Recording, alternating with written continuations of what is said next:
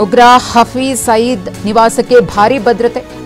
ಲಷ್ಕರ್ ಸಂಘಟನೆಯ ಮುಖ್ಯಸ್ಥ ಹಫೀಜ್ ಪಾಕ್ ಸೇನೆಯಿಂದಲೇ ಭದ್ರತೆ. ಡ್ರೋನ್ಗಳ ಮೂಲಕ ಹಫೀಜ್ ನಿವಾಸಕ್ಕೆ ಕಣ್ಗಾವಲನ್ನ ಇರಿಸಲಾಗಿದೆ. ಈ ಮೂಲಕ ಪಾಕಿಸ್ತಾನದ ಬಣ್ಣ ಮತ್ತೊಮ್ಮೆ ಬಯಲಾಗಿದೆ. ಭಾರತದ ಮೋಸ್ಟ್ ವಾಂಟೆಡ್ ಉಗ್ರ ಹಫೀಜ್ ಸಯೀದ್ ಪಾಕಿಸ್ತಾನದ ಭದ್ರತೆಯಲ್ಲಿರುವುದು ಗೊತ್ತಾಗಿದೆ. ಅದಕ್ಕೆ ಸಂಬಂಧಪಟ್ಟಂತೆ ಒಂದಷ್ಟು ಸಾಕ್ಷ್ಯಗಳು ಕೂಡ ಭಾರತದ ಸಂಸ್ಥೆಗಳಿಗೆ ಲಭ್ಯವಾಗಿದೆ.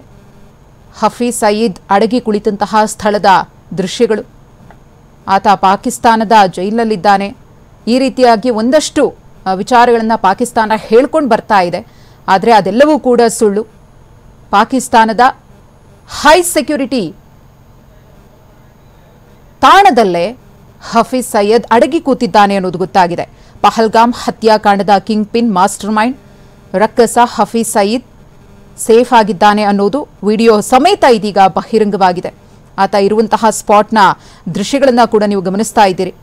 ಪಾಕಿಸ್ತಾನದ ಲಾಹೋರ್ ನಗರದಲ್ಲಿ 24x7 ಹೈ ಸೆಕ್ಯೂರಿಟಿಯ ಐಷಾರಾಮಿ ಮನೆಯಲ್ಲಿ ಆತ ಜೀವನ ನಡೆಸುತ್ತಿದ್ದಾನೆ ಅನ್ನೋದು ಇದೀಗ ಬೆಳಕಿಗೆ ಬಂದಿದೆ.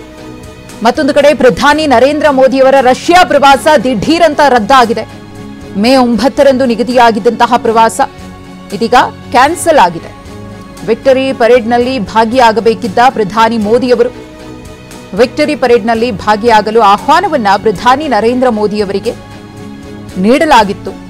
ಆದರೆ ಇದೀಗ ಮೋದಿಯವರು ತಮ್ಮ ಪ್ರವಾಸವನ್ನ ರದ್ದು ಮಾಡಿದ್ದಾರೆ. ಕುತೂಹಲ ಕೆರಳಿಸಿದೆ ಪ್ರಧಾನಿ ನರೇಂದ್ರ ಮೋದಿಯವರ ನಡೆ.